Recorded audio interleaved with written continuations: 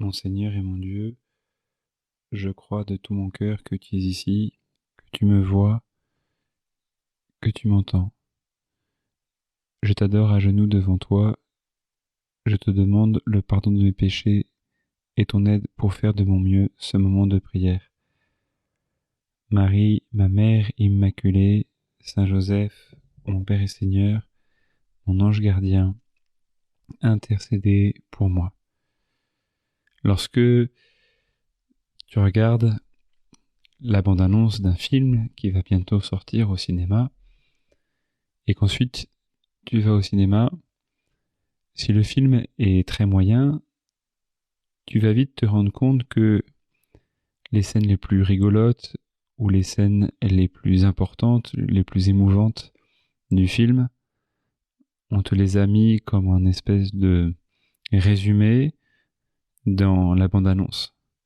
Et du coup, la bande-annonce t'a probablement touché, fait rigoler, fait monter l'adrénaline, enfin, a produit un effet sur toi.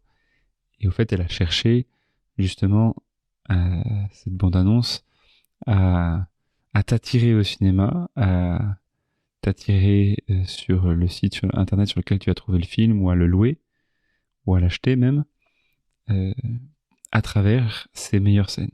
Et tu te dis, ah, ça a l'air génial, et j'aimerais bien le voir. Bon, finalement, ces choses-là ont fonctionné. Non, ce sont des réclames, ce sont des appâts, non, comme pour le poisson. Tu lui mets un appât et donc il est attiré, il vient, et une fois que il vient, bah, tu mords à l'hameçon et tu suis.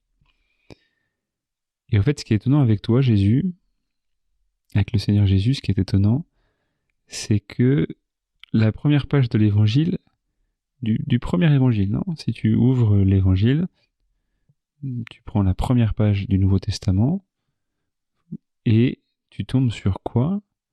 Sur la généalogie de Jésus. La première ligne, c'est généalogie de Jésus-Christ, fils de David, fils d'Abraham. Et ensuite, tu as une série de noms. Abraham engendra Isaac, Isaac engendra Jacob. Bon, ça, si tu as un peu de culture religieuse, tu les connais. Ensuite, Jacob engendra Judas et ses frères. Judas de son union avec Tamar engendra Pharès et Zara. Pharès engendra Esrom. Esrom engendra Aram. Et tu as ce mot, ce engendra, qui se répète sur 39 générations avec des noms qui sont inconnus là, pour la plupart au bataillon. À un moment, tu as David et Salomon qui sont un peu plus connus. Puis à la fin, tu as enfin Jésus et Marie.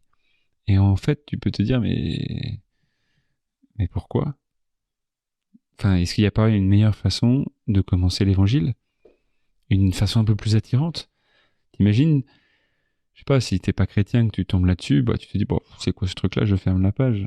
Ou si toi t'es chrétien et que tu veux donner envie à un autre de croire à l'évangile, l'autre il te dit, bon, ok, bon, c'est quoi l'évangile? Alors tu dis, bah super, on va le lire ensemble. Alors tu t'es avec ton ami là, puis tu ouvres l'évangile et tu lis ce truc-là. Le mec il te dit, passe ton chemin. Et c'est ça, au fait, le mystère de cet évangile-là. C'est que il y a derrière ça quelque chose de probablement très beau. Quelque chose de probablement très beau parce que si il y a autant de gens qui croient à cet évangile alors que les apparences eh bien, sont si, on va dire, poreuses, non, si repoussantes a priori, ou en tout cas en première page, ben c'est que justement il doit y avoir un secret assez impressionnant dans l'évangile qui transforme l'existence. Et justement, ce secret, c'est quoi? C'est que, au fait, à travers toutes ces généalogies de Jésus-Christ, fils de David, fils d'Abraham, et qu'à la fin, qui se termine par cette si belle phrase qu'on entend, Nathan engendra Jacob, Jacob engendra Joseph, l'époux de Marie, de laquelle fut engendré Jésus, que l'on appelle Christ. En fait, on voit toute l'histoire de l'humanité, depuis Abraham jusqu'à Jésus-Christ. Et on voit que dans cette histoire de l'humanité, les hommes engendrent d'autres hommes, qui engendrent d'autres hommes, avec souvent des histoires de péché. Par exemple, lorsqu'on parle de David, on dit qu'il enfante un enfant avec la femme d'un autre. Et en plus, si tu lis la Bible, tu te rends compte que cet autre, il l'a tué. Et donc, non seulement c'est l'histoire des hommes qui est racontée là, mais l'histoire des hommes, pas dans ce qu'ils ont de plus brillant, mais dans ce qu'ils ont de moins reluisant, de, bah, de moins exemplaire, de plus obscur. Et c'est ça, cette histoire qu'on raconte, au fait. On fait une espèce de résumé à travers des noms qui sont censés nous dire quelque chose, qui nous renvoient à ce qu'on appelle l'Ancien Testament, la première partie de la Bible, où on raconte les histoires de tous ces hommes et toutes ces femmes, de cette humanité. En fait, c'est aussi notre humanité, parce que si tu relis un peu ton histoire, bah, tu regardes que ça t'est arrivé je sais pas moi, de faire une bêtise, et quand t'étais gamin, mettons, non, tu prends un gamin, non, il fait une bêtise, et puis il essaie de cacher la bêtise et il fait une bêtise encore plus grande.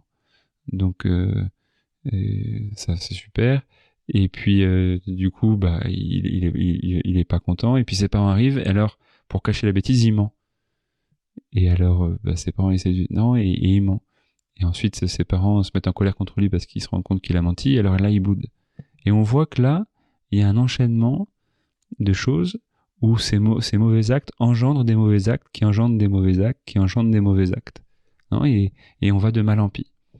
Donc cette histoire de l'humanité, au fait, qui est en train de lire dans la généalogie de Selon saint Matthieu, c'est aussi ton histoire à toi.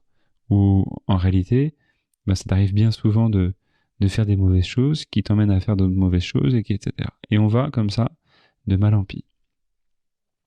Et c'est comme aussi un peu dans une famille, non ? Si on se fait du mal les uns aux autres, on se fait du mal, et puis l'autre c'est lui qui a commencé, et puis mais en fait c'est l'autre qui a commencé, et on fait de plus en plus mal, non ? Tant qu'on se demande pas pardon. Et au fait, qu'est-ce qui se passe avec cette histoire-là ? C'est que à un moment il n'y a plus engendra, je sais pas si t'as remarqué, on dit dans la première page de l'évangile selon saint Matthieu, engendra Joseph, l'époux de Marie, de laquelle fut engendré Jésus. Au lieu que ce soit un actif, engendra, il y a un passif, fut engendré. On refait des cours de grammaire, non, du primaire. Mais bon, si la Bible parle avec des mots, et passe par des mots pour nous parler de Dieu, pour te parler de Dieu, si Jésus, tu nous parles à travers des mots, c'est que, voilà, c'est pour nous aider à comprendre. Et la grammaire peut nous aider à mieux comprendre ton message. Et donc, quand tu nous dis que ton fils, toi notre Père, quand tu nous dis fut engendré, Jésus, quand tu dis que toi tu as été engendré, eh bien ça veut dire qu'il y a quelque chose de nouveau qui arrive. Il y a une nouvelle façon d'être homme. Et que l'humanité, elle se résume pas à une succession de mâles, mais que toi, tu rentres dans le mystère de Noël, dans notre humanité, et que tu la transformes de l'intérieur. Tu es le Dieu qui a pris sur toi notre humanité pour la transformer. Et de même, dans les mauvais actes que nous posons, nous pouvons continuer à les poser jusqu'au jour où toi, Jésus, tu veux rentrer dans notre vie, jusqu'au jour où on te laisse rentrer dans notre vie. Et là, tu viens dans notre vie et tu la transformes de l'intérieur. Et tu laisses pas cette logique du mal, du mensonge, de la colère, de la tristesse, de la bouderie prendre le dessus, mais c'est toi qui viens transformer notre cœur de l'intérieur. C'est pourquoi, pendant tout l'Avent, nous avons dit « Viens, Seigneur Jésus. Viens, Seigneur Jésus. » En fait, on pourrait ce mot le dire pas seulement pendant l'Avent, Jésus, on pourrait le dire à chaque instant. On pourrait le dire à chaque instant pour que ce soit pas une logique de mal, une logique humaine qui gouverne notre vie, mais que ce soit toi. Que ce soit toi la sagesse, c'est ta sagesse à toi, qui vient et qui apporte quelque chose de complètement nouveau dans notre vie, qui vient apporter la paix, la joie, la vérité, la vie, le pardon, Dieu. Tu viens nous apporter Dieu. Et c'est ça qui change une vie. Tu vois, il y a une jeune fille sur une paroisse sur laquelle je travaille et qui a fait l'expérience de participer à un séjour de jeunes que nous organisions sur la paroisse où tous les jours les jeunes venaient passer la journée avec nous. Et en fait, elle a été attirée, ça lui a plu et depuis, bien, elle vient tous les jours à l'église pour prier. Elle commence à mieux connaître Jésus-Christ. Et ce qui est fascinant, c'est que les gens lui disent « Mais t'es en train de changer ». Ses professeurs d'école lui disent « T'es en train de changer ». Sa sœur lui dit « Mais qu'est-ce qui t'arrive ? Pourquoi tu changes ?» Et même, il y a des gens du village qui voient qu'elle change. Elle est toute jeune. Et qu'est-ce qui se passe ? Comment ça se fait ? En fait, elle demande le baptême. Il y a Dieu qui est rentré dans sa vie. Donc tu vois, c'est comme cette jeune fille. Dieu voudrait rentrer dans ta vie à Noël. Il voudrait rentrer dans ton cœur à Noël. Il voudrait rentrer dans le cœur de toute l'humanité à travers toi à Noël. Jésus, c'est ce que tu veux faire. Et changer notre vie. changer notre vie, pour la rendre plus belle, plus heureuse, plus joyeuse, plus pacifique. Alors, Jésus, nous allons te dire ces jours-ci avec Marie, qui a un tel désir. T'imagines, Marie, là, elle attend avec impatience de voir le visage de Jésus, de voir ton visage, Jésus. Mais nous allons dire, toi et moi, ces jours-ci, surtout dans les moments où on voit le mal en nous, autour de nous, on va dire, viens Seigneur Jésus. Je te remercie, mon Dieu, des bonnes résolutions, des beaux désirs et des lumières que tu as semées dans mon cœur pendant ce moment de prière. Je te demande de m'aider à les faire fructifier. Marie, ma Mère Immaculée, Saint Joseph et mon ange gardien, accompagnez-moi toujours en chemin.